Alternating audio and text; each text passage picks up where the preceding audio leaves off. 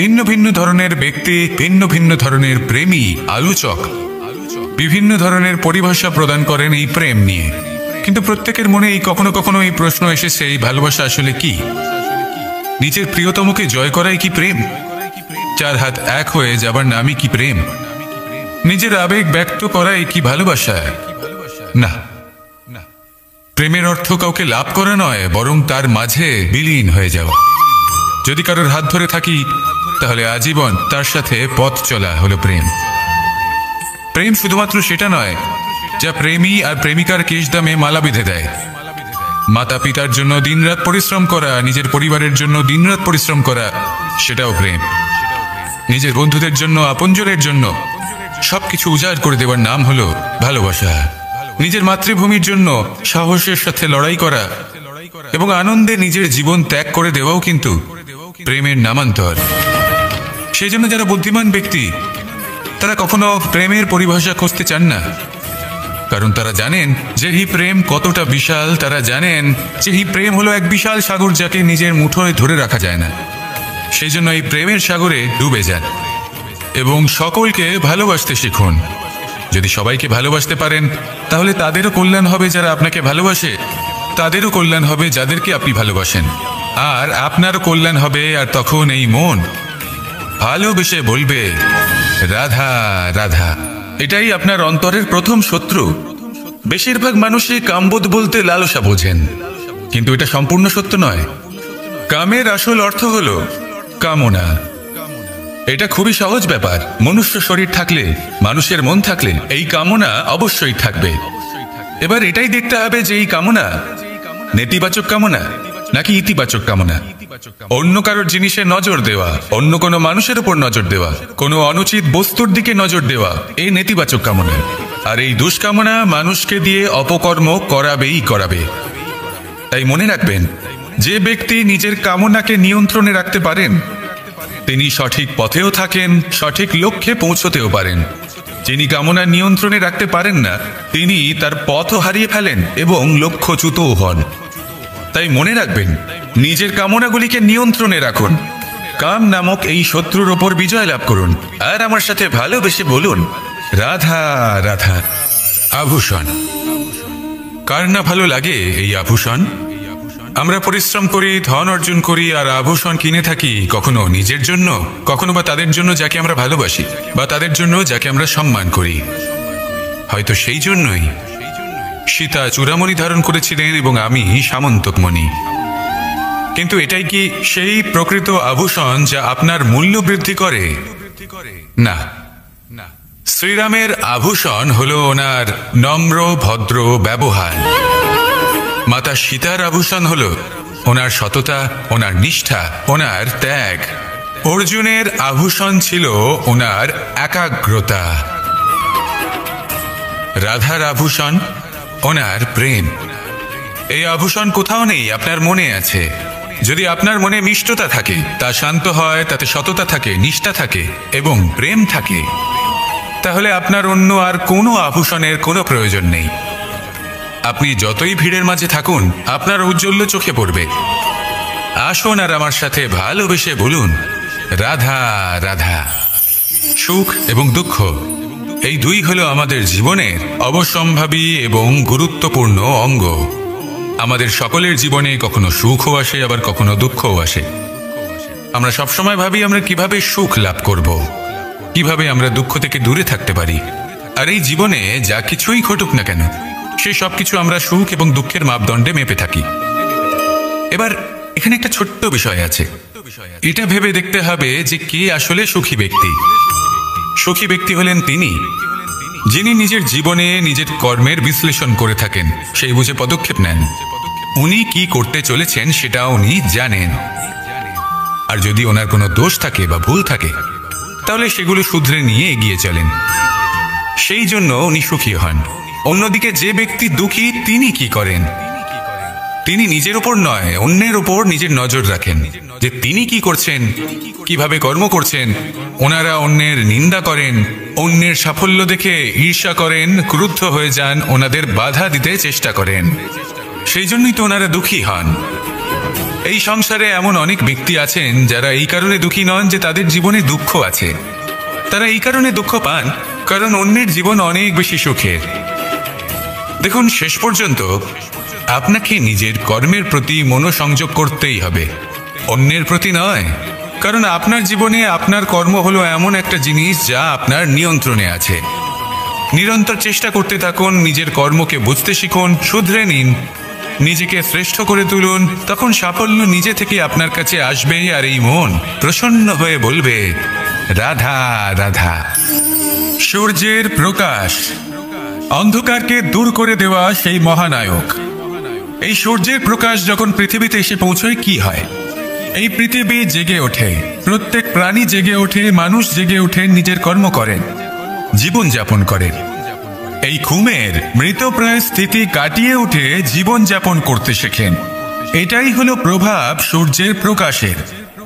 এবার এই প্রকাশ যে সূর্যের থেকে পাই, তিনি কি করেন?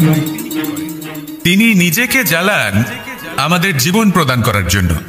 প্রত্যেকটা মুহূর্ত তিনি তাপ সহ্য করেন আমরা যাতে সেই প্রকাশ লাভ করি। এটাই হলো জীবনের সারমর্ম। যদি আপনিও এই সংসারে প্রকাশ ছড়িয়ে দিতে চান, তাহলে আপনাকেও তপ্ত হতে হবে, নিজে জ্বলতে হবে, সেই কর্ম করতে হবে যেটা কঠিন হতে পারে কিন্তু আসলে শ্রেষ্ঠ। তবেই এই সংসারের সেবা করতে পারবেন, সংসারকে পথ দেখাতে পারবেন। নিজের অন্তরের প্রকাশ জাগ্রত করুন, তবেই সেই সকল ব্যক্তি যারা পাপের অন্ধকারে নিমজ্জিত হয়ে আছেন তারা জাগ্রত হবেন। সেই সকল ব্যক্তিকে জাগিয়ে তুলুন, প্রেরিত করে তুলুন সুখী হওয়ার জন্য যারা সুখী হতে পারছেন না। সেই সকলকে প্রেরিত করুন সাফল্য লাভের যারা সফল হতে পারছেন না। নিজের অন্তরের সূর্যকে জাগ্রত করুন, চারিদিকে শুধু প্রকাশই প্রকাশ হবে, জীবনই জীবন থাকবে, আনন্দই আনন্দ থাকবে। আর এই মন বারবার প্রসন্ন চিত্তে বলে উঠবে, রাধা রাধা। প্রত্যেকটা মানুষ আলাদা হয় আর অত্যন্ত বিশেষ হয়। প্রত্যেক মানুষ ভিন্ন ভিন্ন পরিবেশে পালিত হয়, বড় হয়। প্রত্যেকের নিজস্ব চিন্তা ভাবনা থাকে, নিজস্ব বিচারধারা থাকে। যখন অনেক ভিন্ন বিচারধারা একত্রিত হয়ে যায়, তখন শুরু হয় বিবাদ। এবার এই বিবাদের সময় আপনি দেখবেন দুই ব্যক্তি যাদের মধ্যে এই বিবাদ হচ্ছে সবসময় এটা প্রমাণ করতে চান যে তার সামনের ব্যক্তি এবং তার ভাবনা, তার বিচারধারা বা তার বক্তব্য হলো অনুচিত। এবার এটাই যদি প্রেমপূর্বক রূপে আপনি ভেবে দেখতে চেষ্টা করেন যে সামনের ব্যক্তিটির বক্তব্য, তার মানসিকতা আসলে কি, তাতে উচিত ঠিক কি, সেটা আমরা বুঝতে পারি। একদিকে হলো এই বিবাদ যা আপনাকে সামনের ব্যক্তিটিকে অনুচিত প্রমাণ করতে বাধ্য করে, আর অন্যদিকে হলো প্রেম যা সামনের ব্যক্তিটির যুক্তি বুঝতে সাহায্য করে, তাতে উচিত কি রয়েছে সেটা বুঝতে বাধ্য করে, তাকে মহান হয়ে ওঠার পথে অগ্রসর হতে বাধ্য করে। তাই এই বিবাদকে ত্যাগ করুন আর প্রেমকে আপন করে নিন, আর এই প্রেম ভাব নিয়ে বলুন, রাধা রাধা। মানুষের জীবন দেখলে এতে সংকটও আসবে, বিপদও আসবে, অনেক সমস্যাও আসবে। কখনো কখনো এমন সময় আসবে যখন আমাদের আপনজনের থেকে সাহায্য চাইতে হয়। আমরা সাহায্য চাই আর তারা সাহায্য করেও দেন, আমাদের সংকট থেকে মুক্তও করে দেন। কিন্তু যখন এই সময় বদলে যায়, যখন সুখের সময় আমাদের জীবনে আসে, তখন আমাদের মনে একটা অহংবোধ জেগে ওঠে। মনে হয় উপকার আবার কি, সেই ব্যক্তি সাহায্য করেছিলেন তাতে কি, উনি তো নিজের কর্তব্য পালন করছিলেন। সেই ব্যক্তি আমাদের ধন দিয়েছিলেন যখন প্রয়োজন ছিল, তো আমরা সেই ধন তো ফিরিয়ে দিয়েছি, উপকার কিসের? এই ভাবনা অনুচিত। যদি কোনো ব্যক্তি আপনাকে সাহায্য করে থাকে যখন কেউ করেনি, যখন আপনার সব থেকে বেশি প্রয়োজন ছিল, সেই সাহায্য অমূল্য আর সেটা উপকারী বটে। যদি কেউ উপকার করেন তাহলে বিনম্র চিত্তে ভালোবেসে আজীবন তার উপকারের প্রতি কৃতজ্ঞ থাকুন। কারণ সত্যি কথা বলতে এই সংসারে উপকার করার মতো ব্যক্তি খুব কম রয়েছেন, আর উপকারের কথা মনে রাখেন এমন কৃতজ্ঞ ব্যক্তি আরো কম। সেই জন্য জীবনে কৃতজ্ঞ থাকুন আর আমার সাথে ভালোবেসে বলুন, রাধা রাধা। হাস্য, হাসি জীবনে অত্যন্ত মূল্যবান হয়। কথায় আছে যে হাসি এবং হাস্য আমাদের জীবনে ওষুধের মতো কাজ করে, আমাদের সুস্থ রাখে, আমাদের জীবনের অনুভূতিগুলিকে আরো সুন্দর করে তোলে। কিন্তু প্রত্যেক ওষুধের মতোই এর সাথেও এটাই হয়, প্রত্যেক ওষুধ সঠিক সময়ে, সঠিক মাত্রায়, সঠিকভাবে গ্রহণ করতে হয়। যদি এরকম না হয় তাহলে এই ঔষধও শরীরের ক্ষতি করে দিতে পারে। এবার আপনি ভাবতে পারেন, হাসি থেকে কিভাবে ক্ষতি হতে পারে?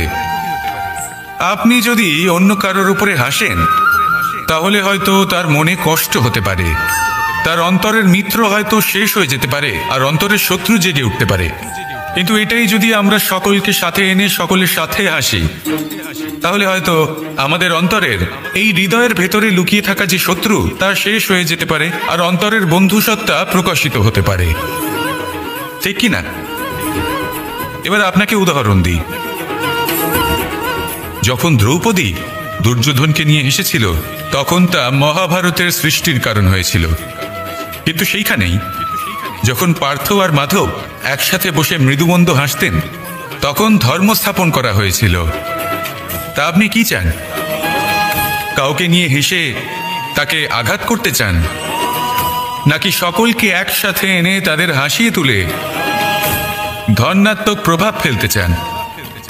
সিদ্ধান্ত আপনার। আসুন আর আমার সাথে ভালোবেসে বলুন, রাধা রাধা। ধন, সম্পত্তি, এগুলো আসলে কি? এগুলো শুধু সেই মূল্য যার দ্বারা আমরা কোনো কিছু অর্জন করতে পারি। এবার এই ধনের দ্বারা এই সংসারে অনেক কিছু লাভ করা সম্ভব, কিন্তু সেই সব কিছুই শুধুমাত্র ভৌতিক বস্তুই হবে, ভৌতিক সামগ্রী, ভৌতিক সুবিধা। অর্থাৎ আপনার কাছে যতই ধন থাকুক তা আপনাকে শান্তির ঘুম এনে দিতে পারবে না, আপনাকে জীবনের বাস্তব সুখের অনুভূতি লাভ করাতে পারবে না, কারণ এগুলো ভৌতিক ধন। এ ভৌতিক বস্তুই অর্জন করাতে সক্ষম। বাস্তবিক ধন কি? যদি এই প্রশ্ন আপনার মনে আসে তাহলে তার উত্তর আমি আপনাকে দেব একটা উদাহরণের মাধ্যমে। কখনো আপনি শুনে থাকবেন যে একজন পিতা আজীবন অনিষ্ট করেন, অনর্থ করেন, খারাপ কাজ করেন শুধু ধন অর্জনের জন্য। তিনি ভাবেন যে আমি ধন অর্জন করব আর নিজের সন্তানকে একটা উজ্জ্বল ভবিষ্যৎ প্রদান করব, একটা সুখ স্বাচ্ছন্দ্যময় জীবন দান করব। এবার সন্তান যখন জন্ম লাভ করে তখন সে ভাগ্যের জোরে সেই ধন ভোগ করে। যেরকম সে পায় সেরকমই তার ব্যবহার সে করে। কখনো আপনি এটাও দেখে থাকবেন যে সেই সন্তান সমস্ত ধন নষ্ট করে ফেলে, আর সেই পিতা যিনি সমস্ত ধন সঞ্চয় করেছেন, যিনি সেই ধনের প্রভু, আজ সেই ধনের প্রহরী হয়ে রয়েছেন। এবার এরকম কেন হয়? এরকম তখনই হয় যখন সেই পিতা বুঝতেই পারেন না যে তার জীবনের আসল ধন কি। সেই আসল ধন তার সন্তানকে সে দিতেই পারে না। যদি পিতা তার সন্তানকে কর্মের জ্ঞান দিতে পারেন, উচিত কোনটা অনুচিত কোনটা সেই শিক্ষা দিতে পারেন, সংস্কারের প্রকৃত শিক্ষা দিতে পারেন, তবে সেটা ধনের থেকে অনেক বেশি গুরুত্বপূর্ণ।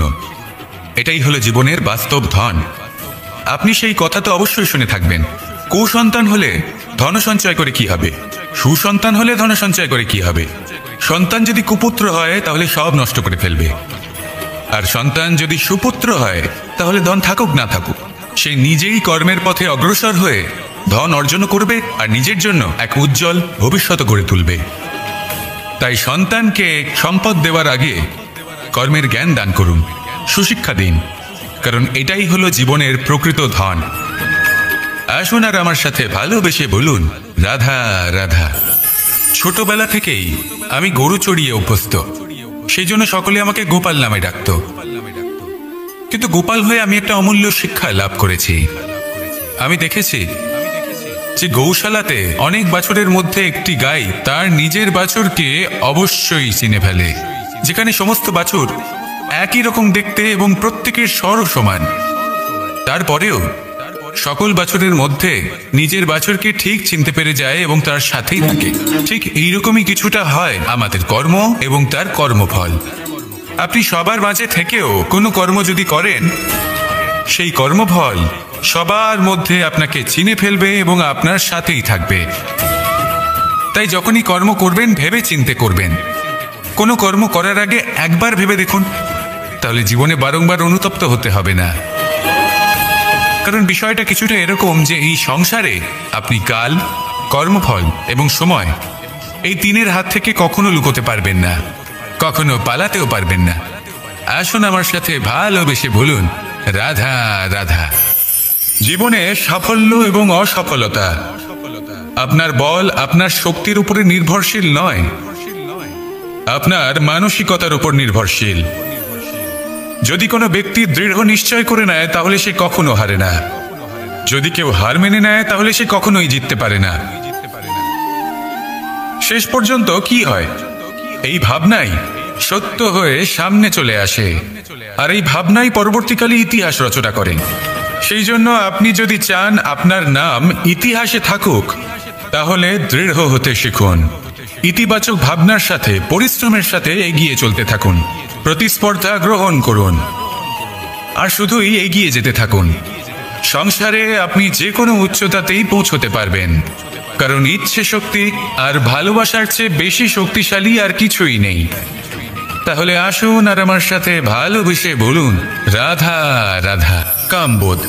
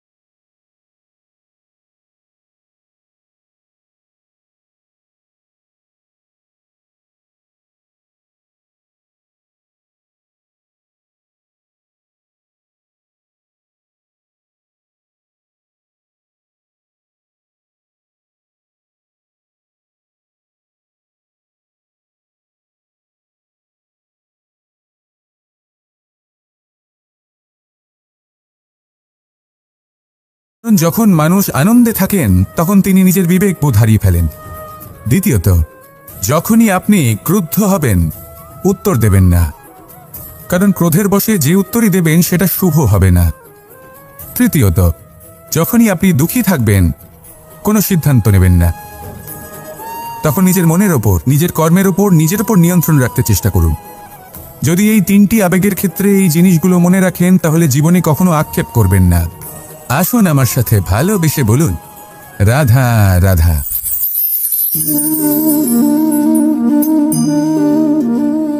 ভোজনের দ্বারাই শরীর পুষ্টি লাভ করে। ছোটবেলা থেকে আজ পর্যন্ত যাই আপনার ভোজন হয়ে থাকুক, যাই আপনার আহার হয়ে থাকুক, সেই অনুসারেই আপনার শরীর গঠিত হয়েছে। এই ভোজন অত্যন্ত গুরুত্বপূর্ণ, সেই জন্য এর প্রত্যেক অংশকে বোঝা খুব আবশ্যক। প্রথম অংশ, যে আমরা কি গ্রহণ করছি, এই ভোজন কোন স্থান থেকে আসছে সেটা বুঝুন। দ্বিতীয় অংশ, ভোজন কে বানাচ্ছেন। এই ভোজন সর্বশ্রেষ্ঠ তখনই হয় যখন মাতার হাতে তৈরি করা ভোজন হয়, কিন্তু যদি মাতার তৈরি করা ভোজন আপনি প্রাপ্ত নাও করতে পারেন তাহলে সেই ব্যক্তির ভোজন তৈরি করা উচিত যিনি সাত্ত্বিক। তৃতীয় অংশ, কোন স্থানে আপনি ভোজন গ্রহণ করছেন। যে স্থানে আপনি ভোজন গ্রহণ করছেন তা সাত্ত্বিক হওয়া উচিত, তাহলে অত্যন্ত গুরুত্বপূর্ণ।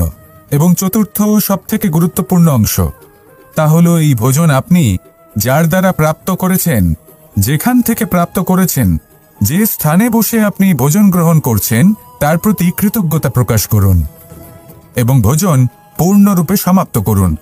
তবেই এই ভোজন আপনাকে সুখী জীবন দান করবে। সুস্থ শরীর দেবে, আর এই মন তা সুপ্রসন্ন হয়ে বলবে রাধা রাধা।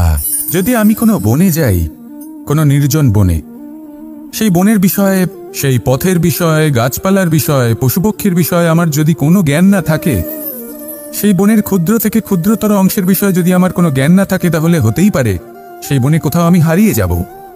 হয়তো এমনভাবে হারিয়ে যাব কোনোদিনও বাইরেই বেরোতে পারবো না। তাই সেই বনের বিষয়ে জ্ঞান লাভ করা আবশ্যক। এটাই হলো শিক্ষা। জীবনে বেশিরভাগ মানুষই কেন অসফল হন? ওনারা একটা লক্ষ্য স্থির করেন, কিন্তু সেই পথের বিষয়ে তারা পর্যাপ্ত জ্ঞান অর্জন করেন না। সেই পথে কি বিপদ আসতে পারে প্রত্যেকটা পৃষ্ঠার জ্ঞান তাদের নেই, আর সেই জন্যই তারা অসফল হন। আপনি জীবনে যখনই কোনো লক্ষ্য স্থির করবেন, কোনো লক্ষ্য সাধন করবেন, পরিকল্পনার সাথে সেই পথে অগ্রসর হন। সেই পথকে বোঝার চেষ্টা করুন, সেই পথের বিপদ সম্পর্কে জ্ঞান লাভ করুন, সব কিছু জানার চেষ্টা করুন, অজানা তথ্য আহরণ করুন, আর তারপর সেই লক্ষ্যের প্রতি নিজেকে সমর্পিত করুন। তবেই আপনি সাফল্য লাভ করবেন। আর এই মন প্রসন্ন হয়ে বলবে রাধা রাধা। বেশিরভাগ মানুষই এই কথা জানেন যে আমাদের শরীর 5টি তত্ত্ব দ্বারা নির্মিত, যাকে আমরা পঞ্চতত্ত্ব বলি। জল, অগ্নি, বায়ু, ধরিত্রী এবং আকাশ। এবার এই কথা আমরা সকলে জানি, কিন্তু এগুলোর সাথে কিছু গুণ জড়িয়ে রয়েছে যেগুলো আমরা দেখতে পাই না। যদি এই গুণগুলি আমরা আত্মসাৎ করতে শিখে যাই, তাহলে সাক্ষাৎ পরমেশ্বরের দর্শন আমরা পেতে পারি। যদি কথা বলি প্রথম তত্ত্বের, জলের কথা, জল যা প্রত্যেক জ্বলনকে শীতলতা প্রদান করে। এই জলকে দেখুন, যা শুধু প্রবাহিত হতে জানে, থামতে জানে না। জল পাথরের সাথে সংঘর্ষ করতে জানে, যার পথে অনেক বাধা আসে, কিন্তু সে প্রবাহিত হতে থাকে। নিরাকার হলো এই জল, যে কোনো পাত্রেই রাখুন না কেন তার আকার ধারণ করে নেবে। এটাই হলো এর বিশেষত্ব, এবং এটাই হলো আমাদের শিক্ষা।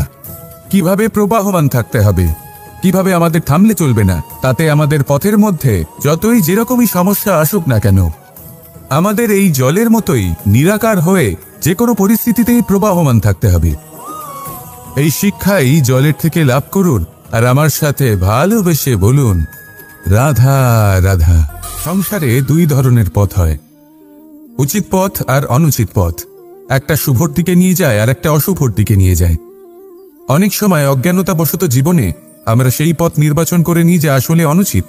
তারপর নিজেকে আশ্বস্ত করে ফেলি যে এই পথেই চলতে হবে, এখান থেকে ফেরার পথ নেই। কিন্তু যদি সত্যি বলি, তাহলে এটা শুধুই আপনার ভ্রম। আপনার মধ্যে শুধুমাত্র একটু দৃঢ়তার অভাব আছে, তা জাগ্রত করুন আর বাড়িয়ে তুলুন। আপনি দেখবেন এই সংসারে এমন কোনো পথ নেই যেখান থেকে ফিরে আসা সম্ভব নয়, এমন কোনো মানসিকতা নেই যা বদলানো সম্ভব নয়। যদি আজ এই মুহূর্তে আপনার মনে হয়ে থাকে যে আপনি কোনো অনুচিত পথে আছেন আর আপনি কোনো শুভ পথে যেতে চান, তাহলে ওখান থেকে ঘুরুন আর ফিরে আসুন, আবার সেই মোড়ে ফিরে আসুন, আর সেই পথ নির্বাচন করুন যা আপনার জন্য শুভ। একটু সময় অবশ্যই লাগবে, কিন্তু নিশ্চিত রূপে আপনার উদ্দেশ্য এবং আপনার গন্তব্য এই 2 অনেক শ্রেষ্ঠ হয়ে উঠবে। তাহলে আসুন আর আমার সাথে ভালোবেসে বলুন রাধা রাধা। কিছু মানুষ চিরকাল দুঃখে থাকেন, বলেন যে দূরত্বের কারণে ওনাদের ভালোবাসা সমাপ্ত হয়ে গেছে। এমনও কিছু মানুষ আছেন যারা বলেন যে দূরত্বের জন্য ভালোবাসা বৃদ্ধি পায়। কেউ বলেন কাছাকাছি এলে ভালোবাসা বৃদ্ধি পায়, কিন্তু আসল সত্য হলো এটাই যে দূরত্ব ভালোবাসা পরিমাপ করার কোনো মাপদণ্ডই নয়। চাতক পাখিকে দেখুন, সারা বছর সে অপেক্ষা করে যে কখন বর্ষা আসবে আর ওর তৃষ্ণা নিবারণ হবে। বর্ষার জল ছাড়া ও আর অন্য কোনো জল পান করে না। তাহলে বলুন, এই যে দূরত্বের জন্য ওদের ভালোবাসাটি সমাপ্ত হলো? এই ভালোবাসা আপনার মানসিকতা বুঝতে পারে, সে আপনার মনে লুকিয়ে থাকা আবেগ বুঝে নিতে পারে। তা সে আপনি যতই দূরে চলে যান না কেন, যতই কাছে আসুন না কেন, শুধু নিজের আবেগগুলিকে কখনো মলিন হতে দেবেন না, স্বার্থ জড়িয়ে ফেলবেন না। প্রেমকে পবিত্র করে তুলুন, এই প্রেম ক্রমাগত বৃদ্ধি পাবে। আসুন আর এই ভালোবাসার সাথে বলুন রাধা রাধা। এই সংসারে সবাই বলেন আমি অর্জুনের মতো হয়ে উঠতে চাই, সবাই চায় যে তারাও যেন অর্জুনের মতো গান্ডীব লাভ করে। তারাও চায় যে তাদেরকেও মহাদেব এসে পশুপতি অস্ত্র দান করবেন। তারাও এটাই চায় মহাভারতের মতো মহাসংগ্রামে বিজয়ী হতে। কিন্তু সবাই ভুলে যান যে অর্জুন যা হতে পেরেছিলেন সবকিছুই অর্জন করেছিলেন। যদি আপনিও অর্জুনের মতো গান্ডীব লাভ করতে চান, তবে আপনাকেও তার মতোই শ্রেষ্ঠ কাঠ নির্বাচন করতে হবে। সেই কর্ম আপনাকেই করতে হবে। তার প্রত্যঞ্চা যাতে তীব্র হয়, তার জন্য আপনাকে সর্বশ্রেষ্ঠ দড়ি খুঁজে বের করতে হবে। আপনার বাণ যাতে ঘাতক হয়, সেই জন্য আপনাকে নতুন নতুন ধাতু খুঁজে বের করতে হবে। সেই শিক্ষা আপনাকে লাভ করতে হবে, তবেই আপনার ইচ্ছে পূর্ণ হবে। অর্জুন হওয়া বড়ই সরল, যদি আপনি কিভাবে অর্জন করতে হয় তা জানেন। শুধুমাত্র স্বপ্ন দেখেন যারা, তারা কখনোই অর্জন করতে পারবেন না। কিন্তু যদি কেউ অজ্ঞাতবাস ভোগ করতে পারে, যদি কেউ লাক্ষাগৃহ থেকে পালিয়ে বাঁচতে পারে, যদি কেউ কঠোর তপস্যা করতে পারে, প্রতীক্ষা করতে পারে এবং পরিশ্রম করতে পারে, তাহলে সে অর্জুন অবশ্যই হয়ে উঠবে। যদি আপনি অর্জুন হয়ে উঠতে চান, তাহলে কর্ম করতে শিখুন আর আমার সাথে ভালোবেসে বলুন, রাধা রাধা। আপনি কখনো রেশমের কীট দেখেছেন? নিজের সুরক্ষার জন্য সে নিজের লালা থেকে একটি সুতো উৎপন্ন করে আর সেই সুতো দ্বারা নিজেকে পেঁচিয়ে নেয়, প্রকৃতি এবং অন্য জীবজন্তুর হাত থেকে সুরক্ষার জন্য। কিন্তু যখন সেই সুতো শুকিয়ে যায়, তখন কি হয়? তা একটা খোলসে পরিণত হয়, এত সবল হয়ে যায় যে সেই রেশমের কীট তা ভেঙে বাইরে বেরিয়েই আসতে পারে না। শেষ পর্যন্ত এই কারণেই সে মৃত্যু লাভ করে। এবার যদি একটা প্রজাপতির কথা বলি, তাহলে প্রজাপতি কি করে? যখন সে উড়তে চায়, সে নিজেই নিজের খোলস ভেঙে ফেলে। সে তার পাখনা মেলে আর তারপর সে আকাশে উড়ে বেড়ায়। এটাই হলো শিক্ষা আমাদের জন্য। যদি আমরা আকাশে উড়ে বেড়াতে চাই, তাহলে আমাদেরকেও অন্তর থেকে সেই খোলস ভাঙতে হবে, অর্থাৎ নিজেদেরকে বন্ধন থেকে মুক্ত করে দিতে হবে। সুরক্ষার জন্য কোনো বাঁধনে জড়িয়ে পড়া, এ হলো সবথেকে বেশি অসুরক্ষিত কার্য। জীবনে সুরক্ষার ভয় থাকাটা উচিত, কিন্তু তা যদি অত্যাধিক হয়ে যায়, তাহলে তা আপনাকে এতটাই দুর্বল করে দেবে যে আপনি নিজেরই সুরক্ষার চক্র ভেঙে বেরোতেই পারবেন না।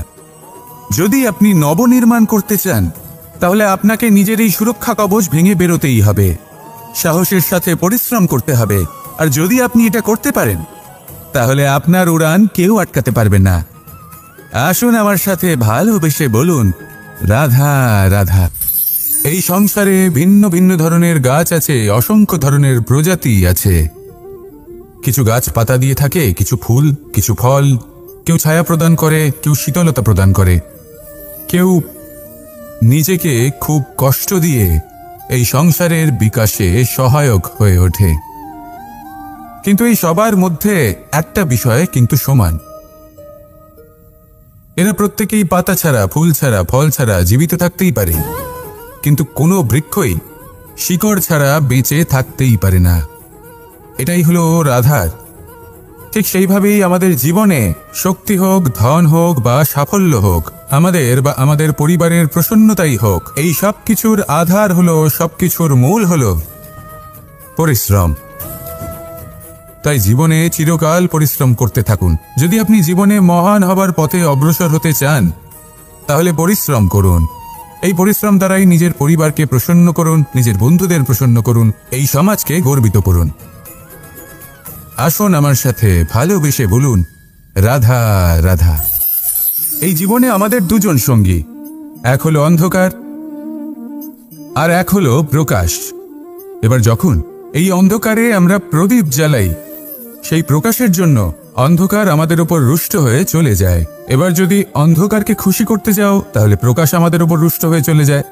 এ হলো ঠিক সেই পরিস্থিতি যে আমাদের দুই বন্ধু, তাদের মধ্যে সদ্ভাব নেই। যদি কোনো একজনের মান ভাঙাতে বা খুশি করতে যাও, তাহলে দ্বিতীয়জন অবশ্যই রুষ্ট হয়। সেই অবস্থায় আপনাকে বোঝদারের মতো কাজ করতে হবে যে কখন কাকে সমর্থন করতে হবে, কখন কার সাথে চলতে হবে। যদি পারেন তাহলে সকলকে একসাথে নিয়ে চলবেন। যদি কোনো মানুষের মধ্যে বনিবনা না হয়, তাহলে তাদের মধ্যে সামঞ্জস্য বজায় রেখে সংসারের রীতিনীতির চক্র চালিত করা, এটাই তো হলো মনুষ্য জীবন। এবার এটা কিভাবে করা সম্ভব? শুধুমাত্র প্রেমের দ্বারা। তাহলে এইভাবেই সবাইকে প্রেমের দ্বারা বেঁধে রাখুন আর আমার সাথে ভালোবেসে বলুন, রাধা রাধা।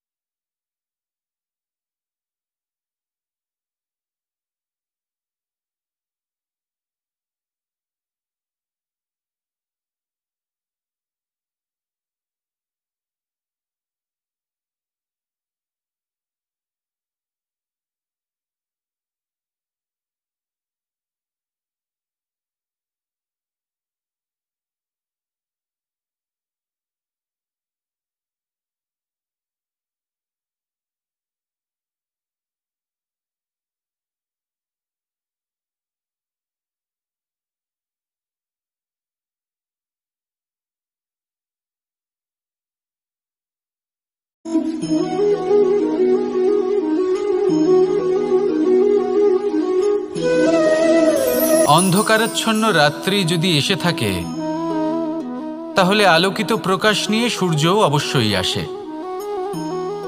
রোগ যদি এসে থাকে তাহলে তার ওষুধও অবশ্যই আসে। সমস্যা যদি আসে তাহলে সেই সমস্যার সমাধানও নিজে থেকেই আমাদের কাছে চলেই আসে। এই সংসার, এই জীবনের শুধুমাত্র একটাই নিয়ম আছে, আর তা হলো এটাই, এই সংসার হলো একটা চক্রের মতো। এতে শাশ্বত বলে কিছু নেই, নিত্য বলে কিছু নেই, আর যা কিছুই রয়েছে সব বদলাতে চলেছে। যদি আপনার জীবনে দুঃখ থাকে, সমস্যা থাকে, যদি আপনি বিপদ দ্বারা আচ্ছন্ন, তাহলে মনে রাখবেন সব কিছু বদলে যেতে চলেছে। দুঃখের সময় কাঁদবেন না, মনকে আরো দুঃখী করে তুলবেন না, কারণ এখানে যা কিছুই এসেছে তা যাওয়ার জন্যই এসেছে। তাহলে এত চিন্তা কিসের? আনন্দ সহকারে জীবনযাপন করুন আর আমার সাথে ভালোবেসে বলুন, রাধা রাধা। এই জীবনে আমাদের দুজন সঙ্গী, এক হলো অন্ধকার আর এক হলো প্রকাশ। এবার যখন এই অন্ধকারে আমরা প্রদীপ জ্বালাই, সেই প্রকাশের জন্য অন্ধকার আমাদের উপর রুষ্ট হয়ে চলে যায়। এবার যদি অন্ধকারকে খুশি করতে যাও তাহলে প্রকাশ আমাদের উপর রুষ্ট হয়ে চলে যায়। এ হলো ঠিক সেই পরিস্থিতি যে আমাদের দুই বন্ধু, তাদের মধ্যে সদ্ভাব নেই। যদি কোনো একজনের মান ভাঙাতে বা খুশি করতে যাও তাহলে দ্বিতীয়জন অবশ্যই রুষ্ট হয়। সেই অবস্থায় আপনাকে বোঝদারের মতো কাজ করতে হবে যে কখন কাকে সমর্থন করতে হবে, কখন কার সাথে চলতে হবে। যদি পারেন তাহলে সকলকে একসাথে নিয়ে চলবেন। যদি কোনো মানুষের মধ্যে বনিবনা না হয় তাহলে তাদের মধ্যে সামঞ্জস্য বজায় রেখে সংসারের রীতিনীতির চক্র চালিত করা, এটাই তো হলো মনুষ্য জীবন। এবার এটা কিভাবে করা সম্ভব? শুধুমাত্র প্রেমের দ্বারা। তাহলে এইভাবেই সবাইকে প্রেমের দ্বারা বেঁধে রাখুন আর আমার সাথে ভালোবেসে বলুন, রাধা রাধা। এই সংসারে ভিন্ন ভিন্ন ধরনের গাছ আছে, অসংখ্য ধরনের প্রজাতি আছে। কিছু গাছ পাতা দিয়ে থাকে, কিছু ফুল, কিছু ফল। কেউ ছায়া প্রদান করে, কেউ শীতলতা প্রদান করে, কেউ নিজেকে খুব কষ্ট দিয়ে এই সংসারের বিকাশে সহায়ক হয়ে ওঠে। কিন্তু এই সবার মধ্যে একটা বিষয় কিন্তু সমান, এরা প্রত্যেকেই পাতা ছাড়া, ফুল ছাড়া, ফল ছাড়া জীবিত থাকতেই পারে, কিন্তু কোনো বৃক্ষই শিকড় ছাড়া বেঁচে থাকতেই পারে না। এটাই হলো রাধার। ঠিক সেইভাবেই আমাদের জীবনে শক্তি হোক, ধন হোক বা সাফল্য হোক, আমাদের বা আমাদের পরিবারের প্রসন্নতাই হোক, এই সব কিছুর আধার হলো, সব কিছুর মূল হলো পরিশ্রম। তাই জীবনে চিরকাল পরিশ্রম করতে থাকুন। যদি আপনি জীবনে মহান হবার পথে অগ্রসর হতে চান, তাহলে পরিশ্রম করুন। এই পরিশ্রম দ্বারাই নিজের পরিবারকে প্রসন্ন করুন, নিজের বন্ধুদের প্রসন্ন করুন, এই সমাজকে গর্বিত করুন। আসুন আমার সাথে ভালোবেসে বলুন, রাধা রাধা। বাসাংসি জীর্ণানি যথা বিহার, নবানি গ্রহাতি নরোপরানি, তথা শরীরানি বিহায় জীর্ণা, ননিয়ানি সয়াতি নবানি দে। আত্মার কখনোই মৃত্যু হয় না। আত্মা শুধু শরীর বদল করে, রূপ বদল করে। আর যেখানে আত্মার মৃত্যু হতে পারে না, সেখানে প্রেম কিভাবে সমাপ্ত হতে পারে? কারণ প্রেম হলো নিজেই পরমাত্মার রূপ। কখনো সে সীতার খোঁজে বনে বনে ছুটে বেরিয়েছে, কখনো সে রাধার প্রেমে বনকে বৃন্দাবন রূপে সাজিয়ে তুলেছে, কখনো সে কানাই রূপে গোকুলবাসীদের মন জয় করে নিয়েছে, আবার কখনো সে মাখন চোর নন্দলালের রূপে সবার মনে ভালোবাসার স্রোত বইয়েছে। কখনো নিজের হাতে বাঁশি নিয়ে তাতে ভালোবাসার সুর তুলেছে, আবার কখনো নিজের আঙুলে সুদর্শন চক্র ধারণ করে ধর্ম এবং প্রেমের বিরোধীদের সংহার করেছে।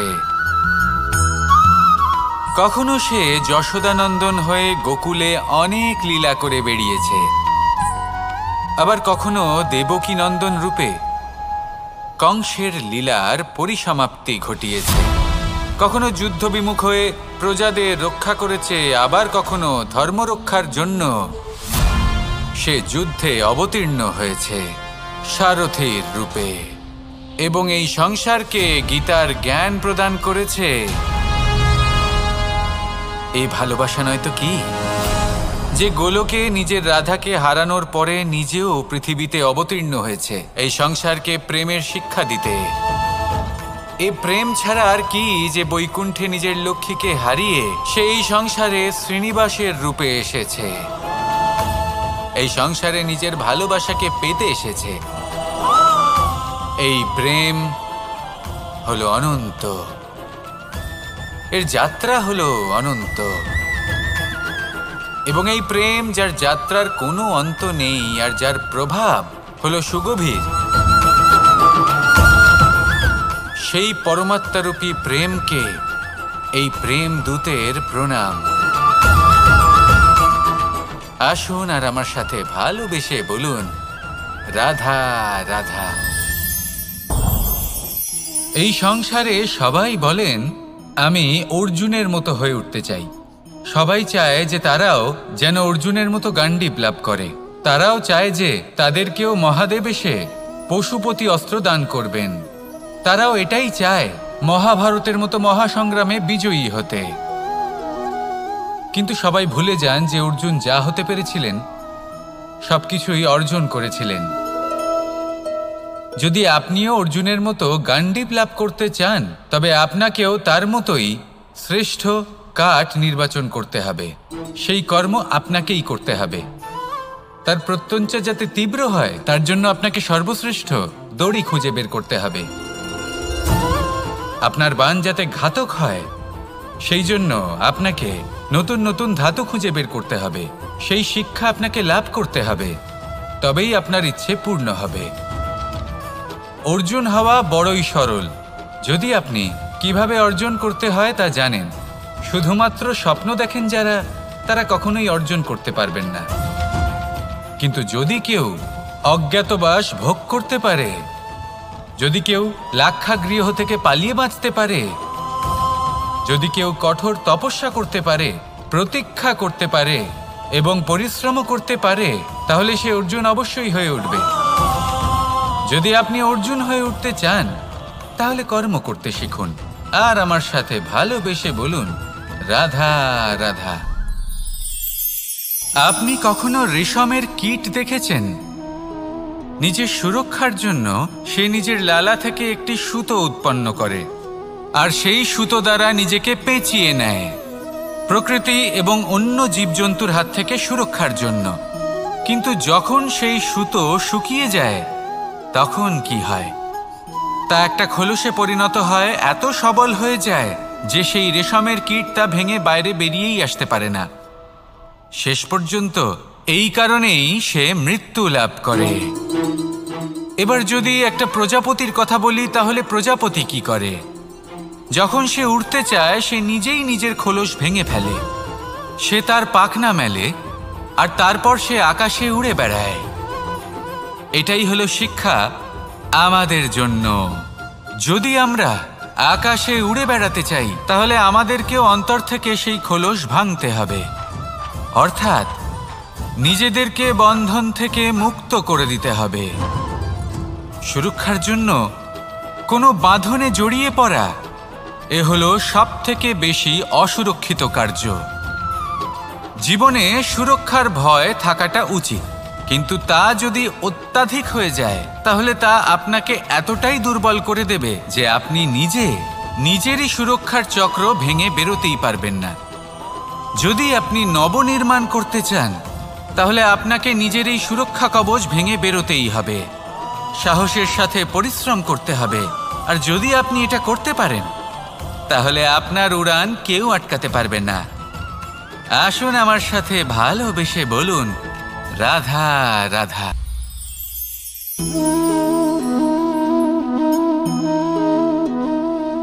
ভোজনের দ্বারাই শরীর পুষ্টি লাভ করে। ছোটবেলা থেকে আজ পর্যন্ত যাই আপনার ভোজন হয়ে থাকুক, যাই আপনার আহার হয়ে থাকুক, সেই অনুসারেই আপনার শরীর গঠিত হয়েছে। এই ভোজন অত্যন্ত গুরুত্বপূর্ণ, সেই জন্য এর প্রত্যেক অংশকে বোঝা খুব আবশ্যক। প্রথম অংশ, যে আমরা কি গ্রহণ করছি, এই ভোজন কোন স্থান থেকে আসছে সেটা বুঝুন। দ্বিতীয় অংশ, ভোজন কে বানাচ্ছেন। এই ভোজন সর্বশ্রেষ্ঠ তখনই হয় যখন মাতার হাতে তৈরি করা ভোজন হয়। কিন্তু যদি মাতার তৈরি করা ভোজন আপনি প্রাপ্ত নাও করতে পারেন তাহলে সেই ব্যক্তির ভোজন তৈরি করা উচিত যিনি সাত্ত্বিক। তৃতীয় অংশ, কোন স্থানে আপনি ভোজন গ্রহণ করছেন। যে স্থানে আপনি ভোজন গ্রহণ করছেন তা সাত্ত্বিক হওয়া উচিত, তা হলো অত্যন্ত গুরুত্বপূর্ণ। এবং চতুর্থ সবথেকে গুরুত্বপূর্ণ অংশ, তা হলো এই ভোজন আপনি যার দ্বারা প্রাপ্ত করেছেন, যেখান থেকে প্রাপ্ত করেছেন, যে স্থানে বসে আপনি ভোজন গ্রহণ করছেন তার প্রতি কৃতজ্ঞতা প্রকাশ করুন এবং ভোজন পূর্ণরূপে সমাপ্ত করুন।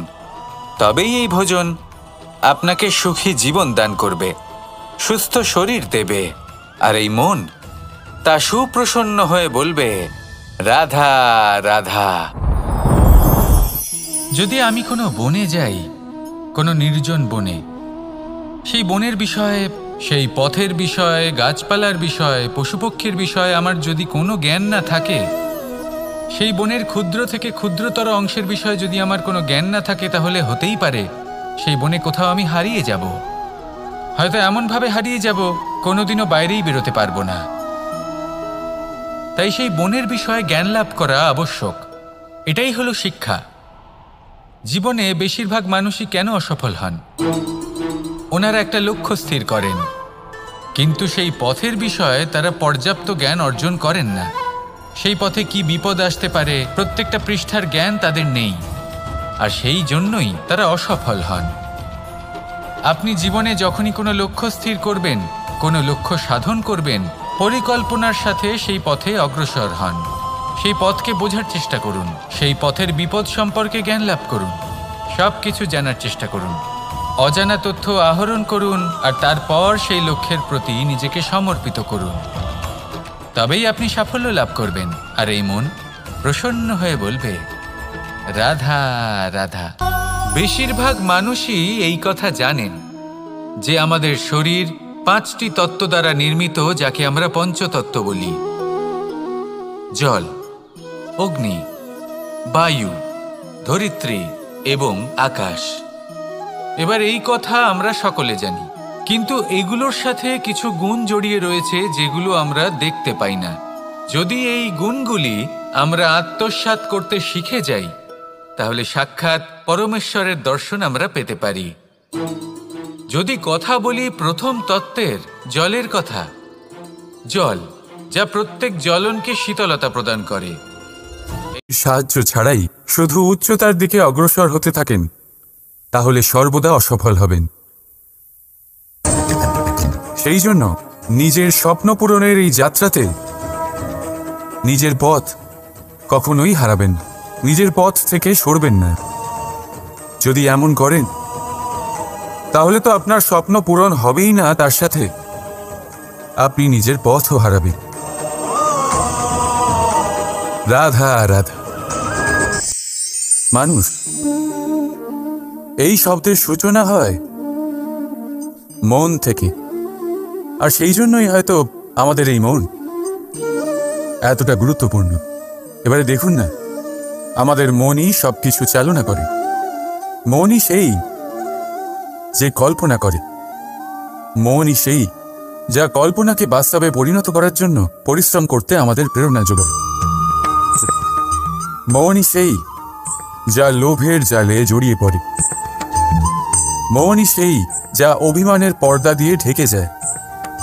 আর এই মনই সেই যা আপনাকে বিনাশের দিকে টেনে নিয়ে যেতে পারে। কিন্তু যদি তা পরোপকার করার ইন্ধন পায়, তাহলে এমন কোনো মহান কাজ নেই যা আপনি করতে পারবেন না। কিন্তু এই মন কি? এটা বোঝানো যায় দুটো শব্দের মাধ্যমে, দুটো সহজ শব্দ। প্রথম, একজন কুশল সেবক। দ্বিতীয়, একজন সংকটপ্রবণ মালিক। যদি আপনার এই মন আপনার নিয়ন্ত্রণে থাকে, তাহলে সে হলো আপনার সেবক। তাই আপনার অস্তিত্ব আছে। কিন্তু যদি আপনার মন আপনার কর্মের ওপরে নিয়ন্ত্রণ করে, তাহলে এই মন আপনার মালিক, আর তখন আপনার বিনাশ নিশ্চিত। তাই নিজের এই মনকে নিয়ন্ত্রণে রাখুন, কিন্তু ভালোবেসে। আসুন আমার সাথে আনন্দে বলুন, রাধা রাধা। আপনি কখনো জাঁতা গম দেখেছেন? তাতে গম পেশা হয়। গমকে এমনভাবে পেশা হয় যাতে আমরা তা খেতে পারি, জীবিত থাকতে পারি। আর যদি আপনি মন দিয়ে দেখেন, তাহলে কলের নিচের অংশ কখনো ঘোরে না, শুধুমাত্র ওপরের অংশই ঘোরে। আর তবেই তা গম পিষতে পারে, আর তবেই রুটি তৈরি হতে পারে। কিন্তু ভেবে দেখুন, যদি কলের দুটো অংশই ঘুরতে থাকে, তাহলে কি হবে? তা গম পেশার বদলে একে অপরকে পিষে নিজেদের অস্তিত্ব শেষ করে দেবে। তাই জীবনে কোনো কাজ যখন মন আর মস্তিষ্ক মিশিয়ে করা হয়, তখনই তা সম্পন্ন নয়। কিন্তু যখন বিষয় হলো ভক্তির, তখন মস্তিষ্কের যুক্তির মৌন থাকা প্রয়োজন। আর যখন বিষয় হলো কর্ম আর ন্যায়, তখন মনের আবেগের মৌন থাকা প্রয়োজন। তাই মন আর মস্তিষ্কের এই সম্মিলনে সতর্ক থাকবেন। একসাথে অবশ্যই চলবে, কিন্তু একে অপরের বাধা যেন না হয়ে দাঁড়ায়। রাধা রাধা। এই বস্ত্র দেখছেন আপনি? এর কারুকার্য, এর রং, এর সৌন্দর্য কতটা মনোরম, কত স্বচ্ছ, কত নিপুণ এই কারুকার্য। এবার এটাকে আমরা একটু ভেতর থেকে দেখি।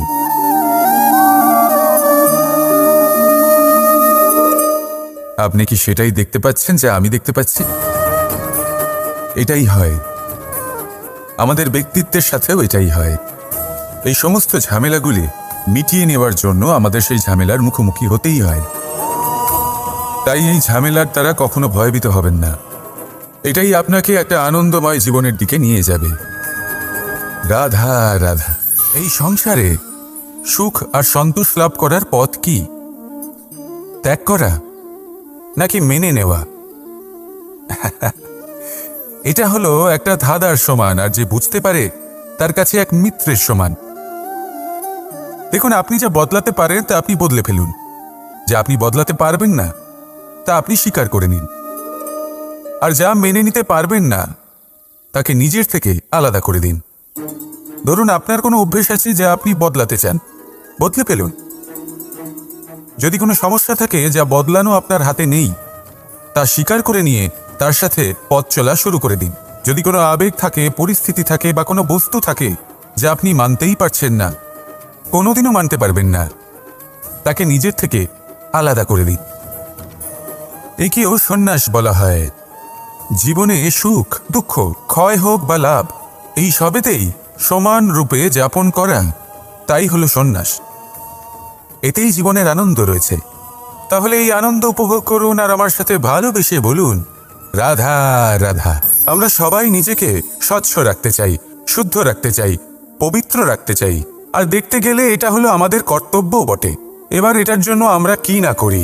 যখনই আমরা সকালে উঠি তখন উঠেই আমরা দাঁত মাজি।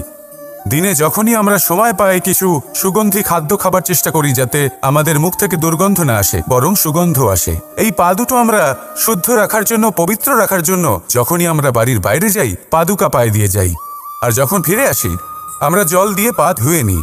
মনে রাখবেন, সেই ব্যক্তির মুখ হলো সব থেকে বেশি পবিত্র যে মুখ দিয়ে ঈশ্বরের নাম নেওয়া হয়, যার বাণী হলো অত্যন্ত শুভ, যা মানুষের পথ প্রদর্শন করে, যা মানুষকে শান্তি দেয়। যদি এই হৃদয়কে আপনি পবিত্র করতে চান, তাহলে মানবতাকে বুঝতে হবে, মানুষের দুঃখগুলিকে বুঝতে হবে, তবেই এই হৃদয় পবিত্র হবে। এই পা দুটো যদি আপনি পবিত্র করতে চান, তাহলে কোনো তীর্থস্থানে যান। ওখানে হয়তো আপনি জানেনও না যে কতজন সৎপুরুষ, কতজন মহাপুরুষ এসেছেন। তাদের চরণের ধুলো সেখানে পড়েছে, যা আপনার চরণ শুদ্ধ করে তুলতে পারে।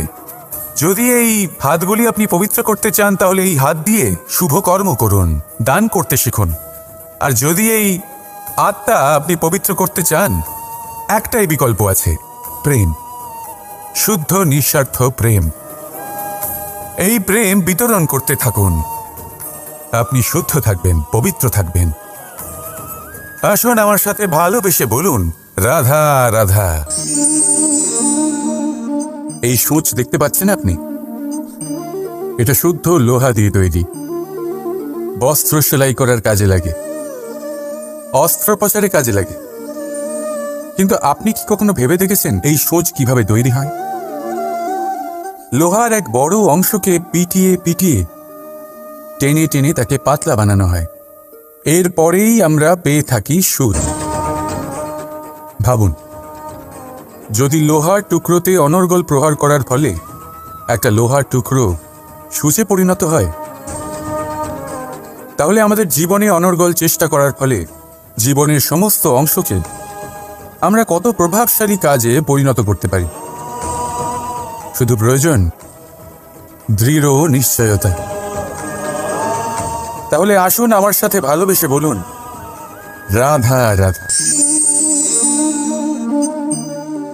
বলুন, কি দেখতে পাচ্ছেন আপনি? আমার হাতের এই সাদা বস্ত্র, নাকি এতে লেগে থাকা এই কালো দাগ? এবারে সত্যি কথা বলতে কি, আপনার নজর সবার আগে এই কালো দাগের উপরে গেছে। ঠিক আছে, এমনই তো হয়। ভীষণ কম মানুষ থাকেন যারা ভাবেন কোনো ব্যক্তি ভীষণ পরিশ্রম করে এই বস্ত্র ধুয়েছেন, এটা শুকিয়েছেন। বেশিরভাগ মানুষের নজর যায় এই দাগের উপরে, ভাবেন যে এটা কি করে লাগলো। কিছুটা এরকমই হয় আমাদের ব্যক্তিত্বের সাথে। আমাদের শুভ কর্মের উপরে আমাদের একটা খারাপ কর্ম ভারী মনে হয়। এবারে ভাবুন, যদি আমি চন্দ্রের কথা বলি, তাহলে তার শীতল আলো দেখার পূর্বে তার কলঙ্ক লক্ষ্য করেন, সেই চাঁদে লেগে থাকা কালো দাগ দেখে নেন। সেই জন্যই বিশেষ করে যারা শুধুমাত্র শুভ চিন্তা করেন আর উপকারী কর্ম যারা করেন, তাদের আমি বলবো সাবধানে থাকবেন, কারণ আপনার একটা খারাপ কর্ম চিরকালের জন্য উদাহরণ হয়ে দাঁড়াবে। রাধা রাধা। জীবনে কিছু শেখা অত্যন্ত গুরুত্বপূর্ণ। এবার কি কি শিখতে হবে, সেই সব শেখানোর জন্য অনেক শিক্ষক রয়েছেন, কিন্তু কি শিখবেন না আর কি করবেন না, এটা আমাদের নিজের অভিজ্ঞতা দিয়ে শিখতে হয়। কিন্তু তার মানে এটা নয় যে যদি আপনাকে শিখতে হয় যে আগুনের তাপ কতটা, আপনাকে আগুনের মধ্যে হাত দিতে হবে না, অন্য কারোর অভিজ্ঞতা দ্বারাও শিখতে পারেন। প্রশ্ন শুধুমাত্র একটাই যে আপনি কি শিখতে চান নাকি চান না। যদি আপনি এটাই ভাবেন যে আমি শুধুই নিজের অভিজ্ঞতা দ্বারাই শিখতে চাই, তাহলে জীবনকাল ছোট মনে হবে, অনেক কিছুই শিখতে পারবেন না। তাই নিজের সাথে সাথে বড়দের অভিজ্ঞতা দ্বারাও শেখা শুরু করে দিন। এই সংসারের অভিজ্ঞতা দ্বারা শিখতে শুরু করে দিন। আর এটা নিশ্চিত রূপে শেখা আবশ্যক যে কখন কি করবেন না, কোথায় থামতে হবে আর কোথায় থামবেন না। তাহলে আসুন আর আমার সাথে ভালোবেসে বলুন, রাধা রাধা। কখনো কখনো মানুষ মনে করেন যে সে নিজেই সব থেকে বেশি শক্তিশালী, তিনি হলেন জ্ঞানী। দেখুন, এটা ভালো ব্যাপার যে আপনার মধ্যে শক্তি আছে, জ্ঞান আছে, আর এটা শুধু আপনার জন্য নয়, এই সমস্ত সমাজের জন্য, দেশের জন্য, সমগ্র পৃথিবীর জন্য অত্যন্ত আবশ্যক। কিন্তু এই কথাটাও বোঝা অত্যন্ত আবশ্যক যে এই জ্ঞান যেন কখনো অহংকার না হয়ে ওঠে। যখন মানুষের মধ্যে জ্ঞান থাকে তখন সে রাম হয়ে ওঠে। রাম, যিনি সমুদ্রের বুকে সেতু বানিয়েছিলেন, বানর সেনার দ্বারা রাক্ষস রাজকে পরাজিত করেছিলেন, আর চিরকালের জন্য সবার কাছে আদর্শ হয়ে উঠেছিলেন। আর যদি মানুষের মনে অহংকার জন্মায়, তাহলে সে রাবণ হয়ে ওঠে। দেশে বিদেশে যতই খ্যাতি থাকুক না কেন, সে রাক্ষস হয়ে ওঠে, নিজের সাথে সাথে সমস্ত কুলের বিনাশ করে বসে। এবার জ্ঞান নাকি অহংকার, আপনার কি চাই সেই সিদ্ধান্ত আপনার, আর আপনার এই সিদ্ধান্তই নিশ্চিত করবে যে আপনার কর্ম কি হবে, আর আপনার এই কর্মই নিশ্চিত করে দেবে আপনার প্রারব্ধ কি হবে। তাহলে শুভ কর্ম করুন আর আমার সাথে ভালোবেসে বলুন, রাধা রাধা। সাফল্য। যদি আপনাকে জীবনে সাফল্য পেতে হয়, তাহলে আপনি একাধিক মানুষ পাবেন যারা একাধিক উপায় বলবে আপনাকে সাফল্য পাওয়ার। দীর্ঘ সময় ধরে পরিশ্রম, চেষ্টা, নির্ধারণ, নিষ্ঠা এই বিষয়ে ভাষণ দিতে থাকবেন। একাধিক রকমের উদাহরণ আপনার সামনে তুলে ধরবেন। কিন্তু আমার এটা মনে হয়, আমরা কেন সেই বিষয়ে কথা বলি না যা মানুষকে অসফল করে তোলে। শুধু দুটো ব্যাপার অসফল হওয়া নিশ্চিত করে। শুধু দুই ধরনের মানুষ বেশিরভাগ অসফল হন। প্রথম তারা যারা ভাবে অনেক কিছু কিন্তু কিছুই করেন, আর দ্বিতীয় তারা যারা অনেক কিছু করতে থাকে কিন্তু ভাবনা চিন্তা না করে। ভাবনা আর কর্ম, এদের মাঝে সামঞ্জস্য রাখা খুব জরুরি। যদি এটা থাকেও, তাহলে জীবনে কখনো অসফল হবেন না। রাধা রাধা। কৌতুক অর্থাৎ হাসি, এটা জীবনে কতটা গুরুত্বপূর্ণ। আমরা সর্বদাই হাসতে চাই, আমরা সর্বদা অন্যের মুখে এই হাসি দেখতে চাই। কিন্তু এই কৌতুক অনেক প্রকারের হয়, আর এই কৌতুকের ভিত্তি কি সেটাও খুব গুরুত্বপূর্ণ। কৌতুক কেবল তখনই পাবেন যখন তা শুদ্ধ মন থেকে আসবে। কৌতুক তখনই পাবেন যখন তার সামনের জনকেও হাসিয়ে তার কষ্ট হরণ করবে। এবারে যদি কৌতুক হিংসার থেকে বেরোয়, তখন তা কটাক্ষ হয়ে যায়, সামনের মানুষের মনে আঘাত করে। তারপরে সে তৈরি থাকে যে কখন আপনার উপরে আবার প্রহার করতে পারবে। তাই যদি হাস্য কাউকে ছোট করার জন্য হয়, তা হাস্য নয়, উপহাস হয়ে যায়। আর তা সামনের জনকে আনন্দ নয়, শুধু অপমান দেবে। আর অপমানিত ব্যক্তির মন তিক্ত হয়ে থাকে। তাই মনে রাখবেন যে এই কৌতুক যেন কৌতুকই থাকে, তা উপহাস বা কটাক্ষ না হয়ে যায়। রাধা রাধা। আমি একটা এমন শব্দ যার অনেকগুলি মানে হয়, যার আসল অর্থ হল অহং। যদি আপনি কথা বলেন সৃষ্টির নির্মাণ নিয়ে, তাহলে আমি ব্রহ্মদেব হয়ে সৃষ্টির নির্মাণ করবে। যদি আপনি কথা বলেন প্রলয়ের, তাহলে সেই আমি মহাদেব হয়ে বিনাশ করবে। এই আমি সঙ্গতিপূর্ণ, কিন্তু শুধু ততক্ষণ যতক্ষণ আপনি এটা সবার সাথে ভাগ করছেন। কিন্তু আমরা বহুবার এর মানে বুঝতে পারি না। এই অহংকে সীমিত করে দিই একটা ব্যক্তি অবধি, শুধু নিজে। আর তখনই জেগে ওঠে অহংকার, যাতে প্রাধান্য পায় শুধুমাত্র আমি, আমরা নয়। আর একজন ব্যক্তি একা না উৎপাদন করতে পারে আর না করতে পারে সৃজন। এবারে দেখুন, বৃষ্টির এক ফোঁটা, তারও অস্তিত্ব আছে, কিন্তু তা ধরিত্রীতে পড়লেই সমাপ্ত হয়ে যায়। কিন্তু যখন ফোঁটাগুলি একসাথে পড়ে তখন শুরু হয় বর্ষা, আর তখনই তৈরি হয় ধারা। রাধা রাধা। আপনি অনেককে এই কথা নিশ্চয়ই বলতে শুনেছেন, এই ব্যক্তির দৃষ্টিতে দম্ভ আছে, এই ব্যক্তির চোখের ওপর অহংকারের পর্দা পড়ে আছে, ইত্যাদি ইত্যাদি। চলুন আমি আপনাকে একটা প্রশ্ন করছি, আপনি দেখেন কি দিয়ে? দৃষ্টি দিয়ে নাকি দৃষ্টিভঙ্গির সাহায্যে? ভাবুন, চিন্তায় পড়ে গেলেন নিশ্চয়ই। দৃষ্টি যে কোনো বস্তুর বা যে কোনো মানুষের শুধু বাইরের রূপটা দেখায়, যেখানে দৃষ্টিভঙ্গি আপনাকে সোজা আসল পরিচয়ের সাথে সাক্ষাৎ করেন। উদাহরণ হিসেবে চন্দ্র। চন্দ্র আমরা সবাই দেখেছি। বহু মানুষ আছেন যাদের চন্দ্র অত্যন্ত সুন্দর লাগে, আবার কিছু মানুষ এমনও আছেন যারা এই চন্দ্রের মধ্যেই দাগ খুঁজে বার করেন। এই হলো দৃষ্টিভঙ্গি। যদি নিজের দৃষ্টিভঙ্গিতে প্রেম রাখেন, ভালোবাসা রাখেন, সম্ভ্রম রাখেন, তাহলে তার বদলে আপনিও প্রেম আর সম্মান অবশ্যই পাবেন। এবারে দেখুন, যে জল দিয়ে ঈশ্বরের মূর্তি ধোয়া হয় তাকে চরণামৃত বলা হয়। এটার কারণ দৃষ্টিভঙ্গি। এখন আপনি পাথরকে ভগবান ভেবে পুজো করবেন নাকি ভগবানকে পাথর ভেবে পরিত্যাগ করবেন, সিদ্ধান্ত আপনার। কিন্তু এই সিদ্ধান্ত নির্ভর করে আপনার দৃষ্টিভঙ্গির ওপর। তাই নিজের দৃষ্টিভঙ্গি শুভ রাখুন, নিজের দৃষ্টিভঙ্গিতে ভালোবাসা রাখুন, আর আনন্দে বলুন রাধা রাধা। বিশ্বাস, জীবনে বিশ্বাস কতটা গুরুত্বপূর্ণ। একজন স্ত্রী তার স্বামীর হাত ধরে যে কোনো জায়গায় যেতে পারেন, এর কারণ হলো বিশ্বাস। তার নিজের স্বামীর ওপরে বিশ্বাস আছে। যখন একজন মা তার ছোট বাচ্চাকে কোলে তুলে হাওয়ায় ওঠায়, তখন সেই বাচ্চা ভয়ভীত হয়ে যায় না। তার কারণ হলো বিশ্বাস। তার বিশ্বাস আছে যে তার মা তার কিচ্ছু হতে দেবে না।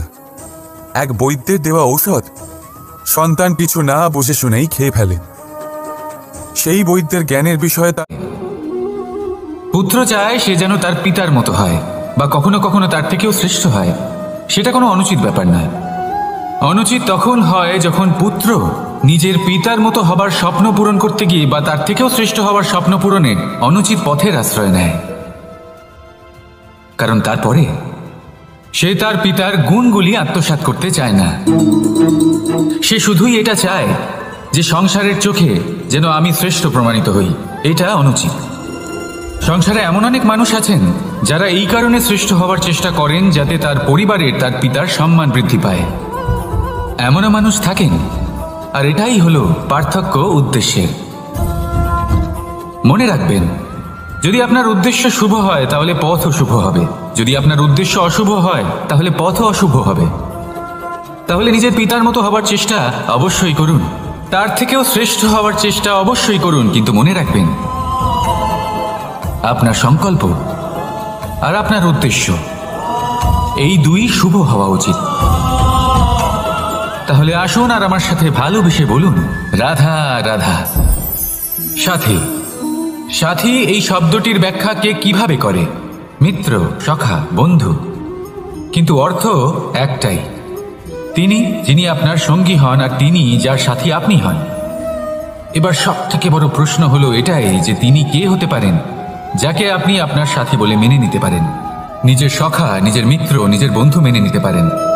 আপনার সাথী হলেন তিনি যিনি দুঃখের সময় আপনার পাশে থাকবেন, আপনার হাত ধরে থাকবেন। আপনার সাথী হলেন তিনি যার হাত আপনি নিজের সুখের দিনে ধরে থাকবেন। সেই সাথীরই হাত ধরুন যিনি দুঃখে সবসময় আপনাকে সাহায্য করার জন্য তৎপর হয়ে থাকেন, আপনার পাশে থাকেন, আর যাকে সুখের দিনে আপনি আপনার সাথে রাখতে পারেন। আর যখন আপনার সাথে আপনার এই সাথী থাকবে, তখন আপনি এটা বুঝবেন যে যখন জীবনে দুঃখ আসে তখন এই দুঃখ কমে যায়, সবার মধ্যে ভাগ হয়ে যায়। আর যদি তখন সুখ আসে তাহলে সেটা সবার উপস্থিতিতে আরো বেড়ে যায়। এটাই হলো প্রেম, এটাই হলো ভালোবাসা, এটাই হলো সঙ্গ। যেমন সম্পর্ক আমার আর রাধার মাঝে। তাহলে আসুন আর আমার সাথে ভালোবেসে বলুন, রাধা রাধা। সম্পর্ক এ হলো এক বন্ধন যা আমাদের এক সূত্রে বেঁধে রাখে। কিন্তু এমন কিছু ব্যক্তি থাকেন যারা এই সম্পর্কের বিষয়ে নিজস্ব একটা ধারণা করে ফেলেন যে সম্পর্ক এরকম হওয়া উচিত, সম্পর্ক সেরকম হওয়া উচিত। আমি এই সম্পর্কের জন্য কত কিছু করেছি এই ব্যাখ্যা করতে থাকেন, আর তার বদলে অনেক কিছু প্রত্যাশাও করেন। কিন্তু সত্য হলো এটাই যে সব সম্পর্ক একরকমের হয় না, কিন্তু প্রত্যেক সম্পর্কের একটা বিশেষত্ব থাকে। যেমন চোখ আর নাকের এই সম্পর্ককেই দেখুন। চোখের সব থেকে কাছে কে আছে? নাক আছে। কিন্তু এই চোখ দিয়ে এই নাককে আমরা দেখতেই পাই না। তবে কি ধরে নেব এই সম্পর্কের কোনো মূল্য নেই? এমনও নয়। ঠিক এইভাবেই যদি কোনো ব্যক্তি তার আবেগ আপনার কাছে ব্যক্ত করতে না পারেন, বা প্রকট করতে না পারেন, বা আপনাকে বোঝাতে না পারেন, তাহলে তার মানে এটা নয় যে তার সাথে আপনার সম্পর্কের তিক্ততা রয়েছে। এমনটা কখনোই নয়। শুধু চোখ আর নাকের এই সম্পর্কের মতোই হলো আমাদের জীবনে আমাদের আপনজনের সাথে সম্পর্ক। যদি কারোর ব্যবহার আপনার প্রতি অনুচিত হয়, বা যদি কেউ অনুপস্থিত থেকে থাকে, বা কেউ যদি আপনাকে বুঝতে না পারেন, তাহলে তার অর্থ এটা নয় যে আপনি সেই সম্পর্ক ভেঙে ফেলবেন। বুঝুন, আপনার জীবনে তার গুরুত্ব কোথায়, আর তার জীবনে আপনার। সম্পর্ক গড়ে তুলুন, তাকে পালন করতে শিখুন, একসাথে মিলে চলুন। এই মন সুপ্রসন্ন হয়ে বলবে, রাধা রাধা। মানুষ জীবনে তিনটে কাজ অবশ্যই করে থাকে। কিছু দান করে, কিছু গ্রহণ করে, আর কিছু ত্যাগ করে দেয়। এটাও ভাবতে থাকে যে এটা করলে কিভাবে করবে। দেবার জন্য পর্যাপ্ত ধন নেই, নেবার জন্য সংসারে অত স্নেহ নেই, আর ত্যাগ করার জন্য জীবনে এত সুখই নেই, তাহলে কিভাবে করবে? আসলে আমরা বস্তুগত চাহিদা অর্জনে এত ব্যস্ত হয়ে পড়ি যে আমরা বুঝতেই পারি না যে কি নেবার আছে, কি দেবার আছে, আর কি ত্যাগ করার আছে। তাহলে আজ আমি আপনাকে বলেই দিই, মনে রাখবেন এই তিনটে গুরুত্বপূর্ণ গুণ, তিনটে গুরুত্বপূর্ণ কথা। দেবার জন্য আছে দান, নেবার মতো আছে জ্ঞান, আর ত্যাগ করার মতো আছে অহংকার। যখন আপনি দান করতে শিখে যাবেন, জ্ঞান অর্জন করার শক্তি আপনা থেকেই আপনার মধ্যে চলে আসবে। আর যখনই জ্ঞান আপনার মধ্যে প্রবেশ করবে, অহংকার আপনা থেকেই আপনার থেকে দূরে চলে যাবে। যে ব্যক্তি এই তিনের মধ্যে ভারসাম্য বজায় রাখতে পারে, তার বর্তমান, ভূত, ভবিষ্যৎ, লোক, পরলোক সব কিছু শুধরে যায়। যেই দিন আপনি দান করতে শিখে যাবেন, জ্ঞান আহরণ করতে শিখে যাবেন, অভিমান ত্যাগ করতে শিখে যাবেন, আপনার সর্বশক্তিশালী, সর্বশক্তিমান পরমেশ্বরেরও প্রয়োজন পড়বে না। কারণ তখন ঈশ্বর আপনার মধ্যেই বাস করবেন। তাহলে আসুন আর আমার সাথে ভালোবেসে বলুন, রাধা রাধা। একটা জলের ফোঁটাকে ফোঁটা নামে সম্বোধন করা হয়। অনেক ফোঁটা একত্রিত হলে সাগরের রূপ ধারণ করে। শুধু একটা পাতাকে পাতা বলা হয়, অন্য অনেক পাতার সাথে একত্রিত হলে তা গ্রন্থের রূপ ধারণ করে। একটা মাত্র সুতো অন্য সুতোর সাথে মিলিত হলে বস্ত্রের রূপ ধারণ করে। অনেক সংখ্যক ইট একত্রিত হলে মহলের রূপ ধারণ করে। সৈন্যরা একত্রিত হলে সৈন্যদল তৈরি হতে পারে। এটা হলো শক্তি সংগঠনের, এটাই হলো শক্তি একতার। তা সে বনস্পতি হোক বা কোনো ব্যক্তিই হোক, কোনো মনোভাবই হোক, যদি একা থাকে তাহলে দুর্বল হয়ে পড়বে। যদি সংগঠিত থাকে তাহলে শক্তিও বাড়বে, আর আপনাকে সামনে এগিয়েও নিয়ে যাবে। তাই এই একতায় বিশ্বাস রাখুন, আর আমার সাথে ভালোবেসে বলুন, রাধা রাধা। বরদান, অত্যন্ত বিচিত্র এক বিষয়। কিন্তু দেখতে গেলে এই বরদান কি না করতে পারে। এক দরিদ্রকে রাজা বানিয়ে দিতে পারে, একজন দুর্বলকে এই সংসারের সবথেকে শক্তিশালী ব্যক্তি বানিয়ে দিতে পারে। কিন্তু আমরা ভুলে যাই এক অত্যন্ত গুরুত্বপূর্ণ কথা। বরদান এই শব্দের শেষে দান লুকিয়ে রয়েছে। এই দান কথাটা অত্যন্ত গুরুত্বপূর্ণ। আমাদের মনে রাখা উচিত এই বরদান আমরা দানে পেয়েছি, আর তাই তার সম্মান করা উচিত, কখনোই অহংকার করা নয়। আর যে ব্যক্তি বরদান পেয়ে অহংকার করেন তার যা ক্ষতি হয় তা হলো এই বরদান তার থেকে কেড়ে নেওয়া হয়। বর অর্থাৎ শ্রেষ্ঠ, অর্থাৎ বরদানের অর্থ হলো একটা শ্রেষ্ঠ দান, এবং তার ব্যবহার যদি আপনি কারোর ক্ষতি করার জন্য করেন তাহলে ক্ষতি শুধুই আপনার হবে। তাহলে এই বরদানের সম্মান করুন, উচিত পথে চলুন, আর উচিত উদ্দেশ্য নিয়ে এর ব্যবহার করুন, সব কিছু ভালোই হবে। তাহলে আসুন আর আমার সাথে ভালোবেসে বলুন, রাধা রাধা। পিতা আর পুত্রের সম্পর্ক অত্যন্ত মধুর হয়ে থাকে। পিতা স্বপ্ন দেখেন, তাকে পূর্ণ করার সকল সম্ভাব্য চেষ্টা করেন, কিন্তু তাও অনেক সময় ওনার স্বপ্ন অপূর্ণ থেকে যায়। তখন পিতা ভাবেন যে স্বপ্ন উনি পূর্ণ করতে পারেননি ওনার সন্তান তা অবশ্যই পূরণ করবে। যে স্থানে উনি কখনো পৌঁছতে পারেননি সেই স্থানে ওনার পুত্র অবশ্যই পৌঁছবে। পিতা নিজের সন্তানের ভবিষ্যৎ নিয়ে সেই স্বপ্ন দেখেন, আর যখন সেই সন্তান সামনে এগোতে থাকে তখন তার দুঃখ হয় না, বরং গর্ব হয়। ওনার ভালো লাগে এটা দেখে যে ওনার সন্তান অনেক উন্নতি করছে। কিন্তু যখন সন্তান নিজের অভিভাবকের শক্তি দেখে, তার যশ দেখে হিংসা করতে থাকে, সমস্যা সেইখানেই শুরু হয়। সেই জন্য সকল সন্তানকে এটা মনে রাখতে হবে। দেখুন, পুত্র হবার সুবাদে, এক সন্তান হবার সুবাদে এটা হলো আপনার অধিকার যে আপনি আপনার পিতার থেকে বেশি উন্নতি করবেন। আপনার পিতাও এটাই চান, কিন্তু সুস্থভাবে এটা করুন। একটা রেখা টেনে নিন যাতে আপনি তাতে এগোতে পারেন আর আপনার পিতার তাতে গর্ববোধ হয়, আর সেই বিষয়ে দুঃখ না হয় যে আমার সন্তান আমাকেই ছোট করার চেষ্টা করছে। ইতিহাস সাক্ষী রয়েছে, যে মানুষ অন্য কাউকে ছোট করার চেষ্টা করেছেন সেই মানুষই ছোট হয়ে গেছেন। আর আমার মনে হয় না আপনি এটা চান, কারণ কোনো একদিন আপনিও কারোর পিতা হবেন। আসুন আমার সাথে ভালোবেসে বলুন, রাধা রাধা। আমরা আনন্দ লাভের জন্য ভালোবাসি মা বাবাকে, ভাই বোনকে, পরিবার পরিজনকে, বন্ধুকে, প্রেমিকাকে। আমরা চাই যে সকলে যেন আপন হয়ে থাকেন, আমাদের কাছে থাকেন। কিন্তু মানুষের একটা প্রবৃত্তি আছে যে তিনি যা লাভ করে ফেলেন তার মূল্য তিনি বুঝতেই পারেন না। যদি আপনার বাড়ির কাছে একটা মিষ্টি জলের সরোবর থাকে বা সুন্দর নদী থাকে, তাহলে জলের গুরুত্বটা কি আপনি তা বুঝতেই পারবেন না। সেখানে আপনি যদি কোনো একটা মরুভূমিতে যান, আপনি অনুভব করতে পারবেন যে এক একটা ফোঁটা জলের কি গুরুত্ব, তার মূল্য কি। সুখের মুহূর্তে যদি আপনজনদের মনে রাখেন, তবে দুঃখের মুহূর্ত নিজে থেকেই দূরে সরে যাবে। ভালোবাসা এবং তার সাথে স্মরণ করা, এটাই তো হলো জীবনের এবং ভালোবাসার আসল মূল্য। আসুন আর আমার সাথে ভালোবেসে বলুন, রাধা রাধা। মানুষ নিজের জীবনে ঈশ্বরকে খুব মান্য করে, ওনার জন্য কি না করে। ভিন্ন ভিন্ন নামে তাকে স্মরণ করে, তাকে পুজো করে, তার আরাধনা করে। সে জানে যে ঈশ্বর তাকে শক্তি অবশ্যই দেবেন, তাকে সাহায্য অবশ্যই করবেন। কিন্তু যখন প্রশ্ন আসে গুরু এবং ঈশ্বরের, তখন গুরুর মান কখনো কম হওয়া উচিত নয়। কারণ সত্যি বলতে কি, গুরুই হলেন সেই সিঁড়ি যা বেয়ে আপনি ঈশ্বরের কাছে পৌঁছানোর পথ খুঁজে পাবেন। সেই পথ আপনি গুরুর থেকেই পাবেন। গুরু না থাকলে আপনি কখনো ঈশ্বর লাভ করতেই পারবেন না। আর জীবনে অনেক সময় লক্ষ্যের থেকেও অনেক বেশি গুরুত্বপূর্ণ হলো পথ।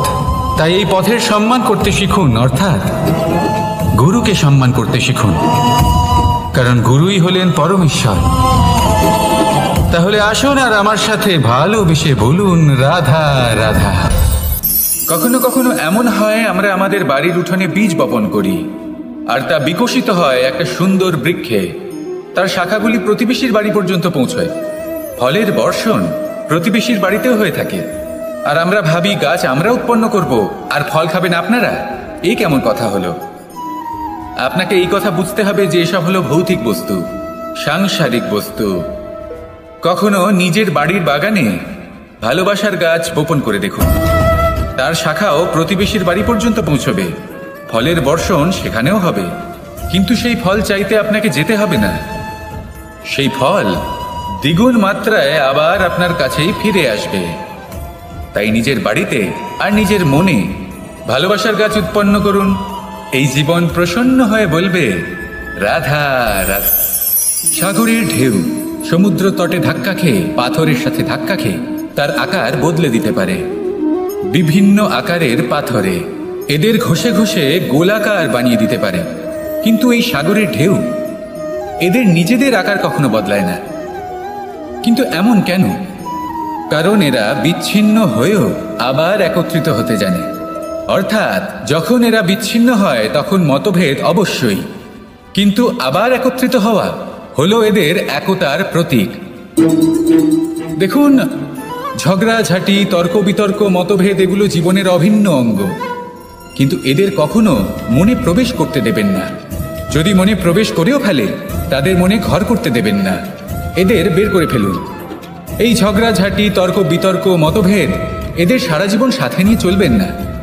যদি একসাথে নিয়ে চলতে চান তাহলে সকলকে একসাথে নিয়ে চলুন, ঢেউয়ের মতো। একতায় বিশ্বাস রাখুন। একসাথে মিলে যদি এগোতে থাকেন তাহলে অনেক দূর পৌঁছবেন, নয়তো শুধু দূরের কথা ভেবেই যাবেন। কি চান সেই সিদ্ধান্ত আপনারই। আসুন আর আমার সাথে ভালোবেসে বলুন, রাধা রাধা। শক্তি শক্তি অর্জন করা এতটা কঠিন নয় যতটা শক্তি লাভ করার পরে সেই শক্তি সামলানো কঠিন হয়। কারণ যেই মানুষ শক্তি লাভ করে তার মনে গর্ববোধ জন্মায়।